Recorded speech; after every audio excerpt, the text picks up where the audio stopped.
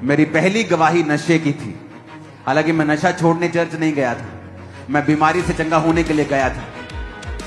लेकिन जब मैं चर्च में गया तो मुझे परमेश्वर के वचन ने छुआ, आत्मा ने छुआ, और जब मुझे मालूम हुआ कि मुझे नशा नहीं करना और मैंने नशे को छोड़ा, ये मेरी पहली गवाही थी। परमेश्वर ने वेट किया कि मैं अपनी पहली गवाही को, पहले बीज को खराब करता हूं, क्योंकि मैं दोबारा नशा कर सकता था।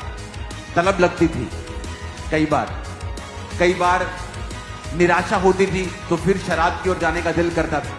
अपने दोस्तों से, पुराने दोस्तों से मिलता था, फिर वही दिन याद आने लगते थे। लेकिन परमेश्वर ने मुझे सिखाया था कि परमेश्वर का राज्य बीज के समान है। अगर तू एक गवाही को पकड़ के रखेगा और उस गवाही को देता रहेगा, मैं तुझे दूसरी गवाही दूंगा। तू दूसरी पकड़ के रखेगा, देगा, मैं तीसरी दूंगा। ऐसा बड़ा हूं मैं। आज जो लोग देख रहे हैं, हमें भी ऐसा चर्च चाहिए, हमें भी ऐसी गैदरिंग, ऐसे मिरेकल्स चाहिए। तो मैंने शुरुआत की है पहली गवाही देने से, और देता गया, और उस गवाही को प्रोटेक्टेड रखा, क्योंकि शैतान चाहता है गवाही खराब हो, क्योंकि गवाही एक पावर है। बाइबल कहती गवाही के कारण और परमेश्वर के लहू के कारण तुम शैतान के ऊपर जयवंत हुए। तो गवाही एक बीज है। तुम्हारी लाइफ में चाहे छोटी सी गवाही क्यों नहीं है, उसे दो और उसे संभाल के रखो, उसे दो और उसे प्रोटेक्टेड रखो, उसे खराब मत होने दो।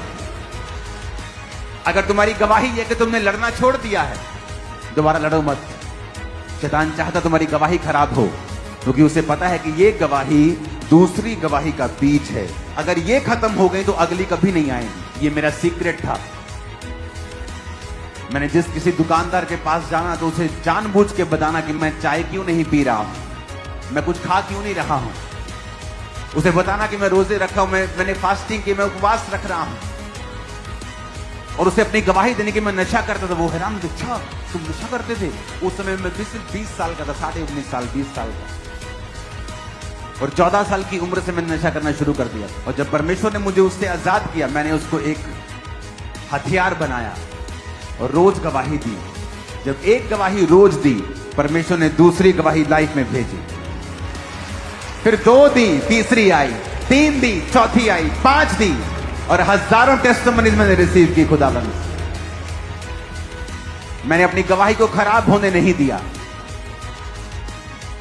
अपने पड़ोसी को बोलो, अपनी गवाही को खराब होने मत देना,